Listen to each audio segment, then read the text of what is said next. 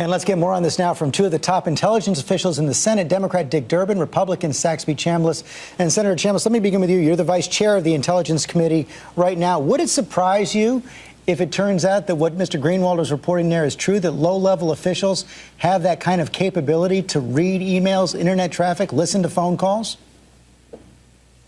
George, it wouldn't just surprise me, it would shock me. I was back out at NSA just last week, spent a couple of hours out there with high-level and low-level NSA officials, and what I've been assured of is that there is no capability at NSA for anyone without a court order to listen to any telephone conversation or to monitor any email. In fact, we don't monitor emails. That's what kind of assures me that what the reporting is not correct, because no emails are monitored now. They used to be, but that stopped 2 or 3 years ago.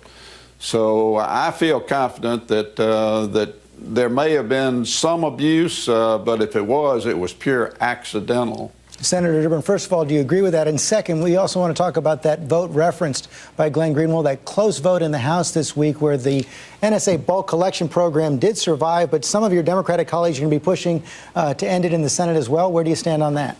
I can tell you, George, that this was an amazing vote. We came within 6 votes of challenging an intelligence operation. That doesn't happen very often, hardly at all. It's an indication of a healthy democracy where the oversight of Congress on even security issues is important. The last time I called this same issue for a vote, amendment I offered the Senate Judiciary Committee, Senator Mike Lee, a Republican of Utah, and I co-sponsored it. Only one other senator joined us in that vote. It's clear that the sentiment is growing for oversight. And I think that the efforts by Senators Wyden and Mark Udall, as well as Jeff Merkley, is going to increase that effort for oversight. That's a healthy thing. Will you vote for their amendment? Oh, yes, I will. In fact, I sponsored it. I really believe that we should limit this metadata collection. The notion that we're going to collect all of the phone records of everyone living in an area code on the off chance someone in that area code may be a suspect at a later time goes way too far. And there should be another step here. These FISA courts, there should be a real court proceeding. In this case, it's fixed in a way. It's loaded. There's only one case coming before the FISA court, the government's case. Let's have an advocate for someone standing up for civil liberties to speak up about the privacy of Americans when they make each of these decisions, and let's release some of the transcripts, redacted, carefully redacted, so that people understand the debate that's going on in these FISA courts. So Senator Chambliss, Democratic support for ending that program seems to be growing. Can you defeat the amendment, number one? And number two, what kind of reforms can you support? Well, certainly it's good to have a healthy debate on this issue, George. I agree with Dick that the right kind of oversight is absolutely necessary. And we've got oversight now of this program, both by the Department of Justice, by NSA, by the FISA court, by the intelligence committees, by the Judiciary Committee. Let me tell you, there is no other program in the intelligence community that has as much oversight as this one, because people deserve to have their privacy protected. And I do think that we're going to have to make some changes to make things more transparent. Whether we should go as far as what Dick's just alluded to, I'm not sure, but what that jeopardizes the program. And let's don't forget, we've got to reach the right kind of balance, George, between protecting Americans and giving 100% protection on the privacy side. We should never invade any American citizen's privacy. But we've also got a responsibility as policymakers to make sure that our intelligence community and our law enforcement community has the tools with which to provide the kind of protection that we've had since 9/11. If we'd have had this program pre-9/11, we now know that there's a good chance we would have intercepted the phone calls between one of the 9/11 hijackers in San Diego, al-Midhar, and a safe house that he was calling in Yemen.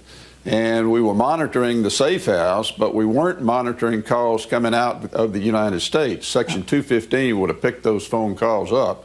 Who knows what might have not have happened on 9/11 if that had been the case. I want to get to another story breaking over the weekend, that violence in Egypt, up to 80 people dead right now after the military has cracked down on those protesters in the Muslim Brotherhood. Senator Durbin, is it time for the administration to take a different tack, to take a tougher tack now with the military regime, maybe even threaten more penalties or economic sanctions?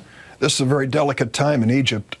Clearly, they are searching for leadership and stability. The events over the weekend don't help at all. We've had a positive relationship between the United States and the Egyptian military. I want to maintain that.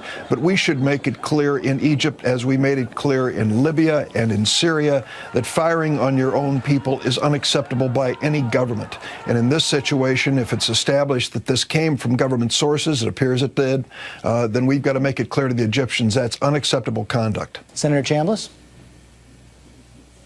Well, it's further proof, George, that going from a dictatorship to a democracy is very, very hard. And we do need to make sure that there is some sort of peaceful stability in Egypt. Exactly what the role of the United States should be there is difficult to determine. They have been our ally for decades, and here, all of a sudden, we're seeing a move in the right direction, a move towards democracy. But we've got to be careful that we don't inject ourselves too much into the situation, because it'll probably make it worse.